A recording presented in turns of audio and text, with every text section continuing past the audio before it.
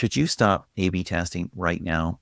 Hello and welcome to Growth Masterminds. My name is John Koetsier. I was checking out an AI-powered creative optimization company the other day. I saw some words on their website that said, end the A/B testing. I figured I have to talk to these people since A/B testing is kind of like a religion in growth marketing. To chat, we have the Director of Growth, Ellad Matarasso. Welcome, Ellad. How are you? I'm good. Thanks for having me, John. Pleasure Super to be pumped here. to have you. Super pumped to have this conversation. Should we stop A/B testing? Well, the short answer is yes, but then there's a but next to it. So Hey, now, I figured. the thing with A/B testing, it's been a while for so long. I had coincidentally both my parents are computer science engineers, and I used to work for this creative agency a few years ago. That I was in charge of like media budgets of over $100 million in spend. And we were doing a lot of testing at the time, a lot of trying different, elements and text, etc. And I remember during a family dinner that I was like talking to my parents, like really excited about like all this innovation and trying out different things and comparing. And I would, essentially telling them about all the A/B testing that we were running. And I remember they were looking at me kind of funny, and I was like, well, what's the matter? And they were like, "Are you still using A/B testing?" And it turned out that what I considered innovative for them, it was something that dated because that concept of A/B test has been around for decades now. The Mm-hmm. problem is that there hasn't been a better solution to replace that process, which is still best practice at the moment. So that's when I joined Allison, I was really excited to join a company that really introduces a new approach to creative testing. So rather than having to constantly produce new concepts, new iteration to feed the beast, and then having to test them against each other, which means a lot of time and money spent on both production as well as media budget, Allison takes a different approach. So essentially, once we connect to the advertiser's ad account, our algorithms goes frame by frame to automatically identify each and every element that appears within those created. It can be anything from colors, Mm-hmm. text, sound, characters, facial expressions, literally anything that you can think of that might appear inside those creatives. And in principle, this could be thousands of different elements in a single creative, depending on its complexity. And then once we've mapped out all those elements, we then cross-reference them with the performance data from the campaign, which means that for whichever KPI or metric that you're optimizing for, we can inform you which creative elements are making the most impact on performance. So rather than having to, test a certain, say, color against another color or a certain call to action against another call to action, essentially I can tell you what's the best correlation or best combination of elements that should be using together. For example, you should be using such and such color alongside such and such presenter in a such and such scenery and placing the logo on the top left corner, etc. And by using that combination, that would allow you to maximize results. So that really takes a different approach, but then means that you don't really need to run all those A/B testing or multivariate testing that you had to do until that point. That's super interesting. It kind of makes me think that there's essentially, it's not testing per se, but you're observing what's actually going on, observing what's happening, correlating that with components. So you're getting to the same result, I suppose, via a different path. Is that an accurate summation? Exactly. So essentially, Allison AI engine, we're using over 15 different AI agents to identify everything that's going on inside the advertiser's creative. So we, break down into billions of variable and then are Wow. able to use statistical models to provide with insights that can help you understand how to combine certain elements together in order to maximize the result. So is there a chance that the AI will come back and say something crazy and say something like, we noticed that a blue background with a pink button and, some other crazy combination works the best. And in individual, looking at each individually, they all sort of test out well. But if you look at them as a whole, a human would say, what the heck is this? Is that a possibility? It could be, even though, it is based on your creative and your data. So there shouldn't be Mhm. a case where certain elements, would surprise you because they're based on your creative and your creative data. Having said that, I'll give you an example. We're working with a leading automotive brand. And one of the insights, normally when talking about promoting such brand, the best practice is to have the logo appearing at the beginning of the creative. We actually found that in Mhm. their case, placing it at the end of the creative it had improved the performance. Now that's a bit counterintuitive, but that the really, the idea behind using data to make decisions. So rather than, so essentially transitioning from best practices, transitioning from what, you think would work best to what actually Mhm. performs. And again, this is just a simple example because most of the insights that we're providing are how to place certain elements in the combination of others, given that each element doesn't appear in a vacuum, right? Being affected by other elements. So that's kind of the way that we're able to help advertisers focus on the things that matter the most. And sometimes it could be things that you didn't even think about. We had a different case where the advertisers, like the presenter's tie, the color of the tie had impacted performance because they had the different types of, ties, and they didn't even think about that. That was like a random decision that they made. So these are things that you don't necessarily think about and you don't even necessarily test, but these are things that we can help you to understand and see how they're impacting performance. Yeah, some fashion consultant will probably tell us like a red tie signifies confidence or something like that. A blue tie is professionalism, or who knows what. I have no idea. Those are just at random. I have no clue what is actually uh, signifies what. But let's take a step back. How important is creative? Because I've seen reports that have said that creative is responsible for half the success of an ad campaign. Um, would you agree with that? Do you have some data on that? How important is creative in terms of making your ad campaign successful? So according to a recent Nielsen study, um, creative is responsible, the success of a campaign is 89% for digital media, 89% creative, 6% brand, and 5% media. So think about it.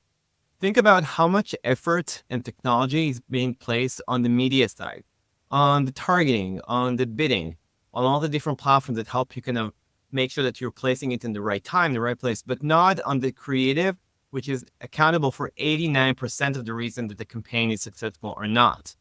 And most of the advertisers out don't use any technology that helps them understand that, especially nowadays when, tracking and signal loss is becoming a bigger and bigger issue.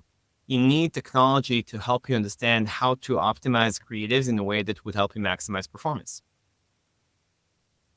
It kind of blows my mind, and I want to take a look at that study. It's consistent with some of the other things I've seen. Although the number is really high, 89%. You got to think, okay, if my targeting is 100% off, I'm targeting the wrong audience entirely. Is it still 89% creative? So I'm wondering if there's some caveats there, but clearly creative is unbelievably critical. And you're right. We focus all our dollars and our time thinking about targeting and audiences and delivery and viewability and attribution and measurement and all that stuff because probably those things are sort of, they're technical, right? They can be improved. Creativity is something that we view as something that is you got it or you don't, right? It works or it doesn't. Yeah. And what you're trying to say is, hey, there's actually some science there. Yeah. I mean, listen, media is important. You need to find the audience at the right place at the right time. But at the end of the day, you're talking to people and you need to, make sure that whatever you're presenting them resonates with them. So, having the right creative presented to them at the right time is crucial. And I think that a lot of advertisers are not putting enough focus on that. So you're in charge of growth at Uh-huh. your space and in your company, you're director of growth. So I'm presuming you eat your own dog food and use your own tool to understand what works and what doesn't work. Do you have a theory of what makes great creative? Because that's a bit of a mystery, right? I mean, sometimes the lamest, randomest, most low budget thing absolutely kills it. And sometimes when you go super high end, that absolutely kills it. But we've all seen examples of everything at those extremes and in between just not hitting the mark. Do you have a theory of what makes great creative, or is it just throw a lot of stuff there and see what works? So I'll surprise you. We don't really believe in best practices. I mean, best practices are nice specifically for marketing teams when they want to issue reports and things to get traction. However, you know, best practices are or trends are things that are based on a number of advertisers at large scale, but doesn't necessarily mean for a specific advertiser at a specific case that would also apply to them. Even within a single advertiser, what works for you across your entire ad account doesn't necessarily would work for you for a specific campaign, for a specific format, even for a specific OS. Because sometimes you're advertising for iOS versus Android, for example. These are things that we can help advertisers see the differences between different campaigns and ad sets and concepts even within their creatives and see how to optimize them according to these different aspects of the creative. So to answer your question, there is no one straightforward answer that would say, yeah, you should always include such and such, because as it is relevant when you're talking about like the bottom line, what works for most, but it doesn't necessarily would work for you, the specific advertiser in that specific use case. And that's why you need a tool or technology that will help you really see within your creative and open that black box, which is created, and see what within it made it perform for that specific use case. So that makes a lot of sense. And I agree with you.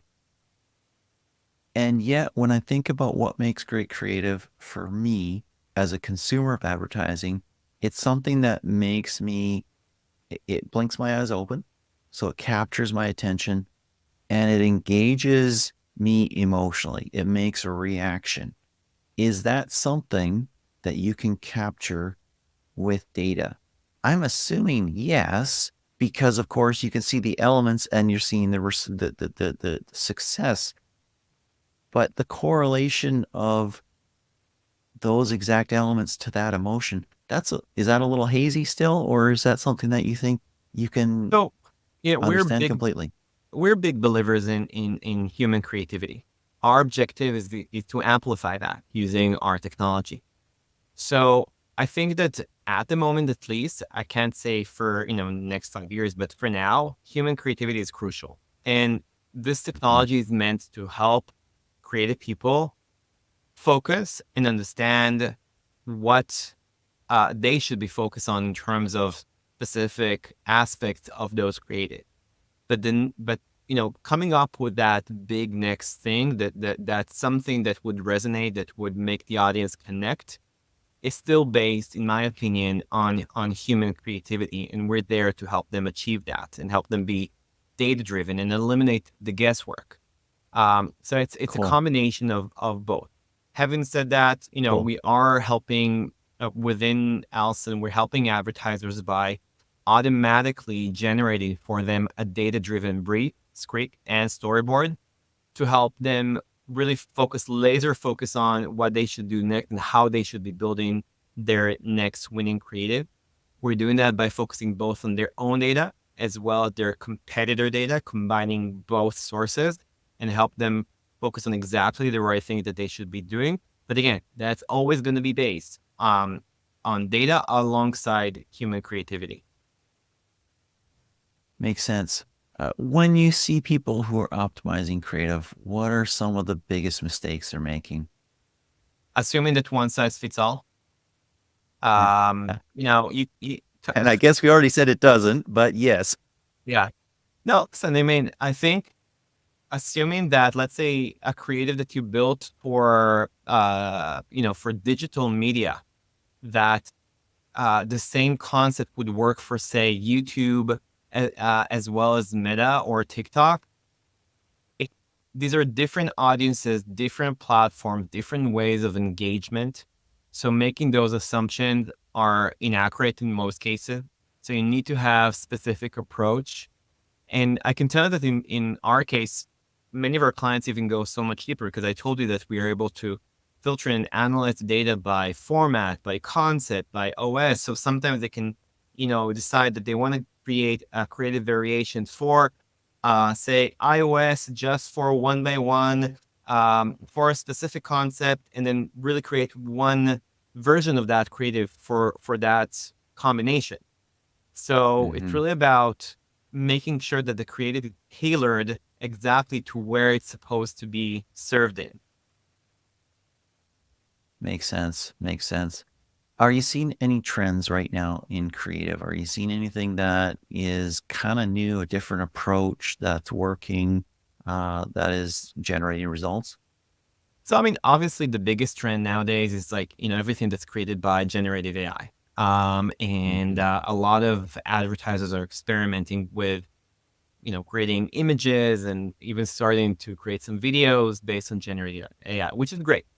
But the biggest issue is, what do you feed the machine? What do you feed? What's the prompt that you're using? What do you base it on? Because creating creative that looks nice is one thing, but creating a creative that also performs is another thing. And that's why you need data. That's why you need insight to feed the algorithm. I think that's kind of where the gap still is when it comes to generative AI, because there's no doubt that it's going to transform creative production across all industries, but you need to know how to use it, and you need to know what to feed to the algorithm to make it to make sure that it helps you build something that performs, not just looks nice. One of the biggest challenges for marketers these days is that many of the big platforms, so the Metas, Googles of the world, are becoming or have become largely black boxes. Give us your assets, your text, some of your images, your videos, even your playables, that sort of thing. And we will put them in the blender and we will create the ads that we think that people need to see. And we'll let you know what the results are. But your ad that the ad that you conceive may never actually be shown to any individual person Mhm. because we're going to use different lines, different text, that sort of thing. And you may never get full data on what parts worked or what didn't work. How do you deal with that with your technology, or how do you deal with that as a marketer in general? I'll tell you a secret. All these platforms that you mentioned are using Allison. So essentially, they themselves understand that, sure, their algorithm helps you kind of throw in certain stuff into the mix and coming up with something new. But in most cases, there is a big gap between what, what they can achieve in terms of performance. So we're working very closely with all the, major platforms out there. We're official partners. They, like I said, they use Allison to help their clients improve performance and get better results. So it's not enough to use that kind of black box of an algorithm, because at the end of the day, it wouldn't help you really understand how to take the next step. It will only help you within the context of the combination of the existing elements that you threw into the mix, maximize results, but you wouldn't necessarily know what to do next. And this is what we are doing to help them achieve that. Wonderful. Well, thanks so much for taking this time. I really do appreciate it. I'm glad we could connect this time. And thank you for your insights. Absolutely. Thanks again for having me. It was a pleasure. Thanks for this conversation.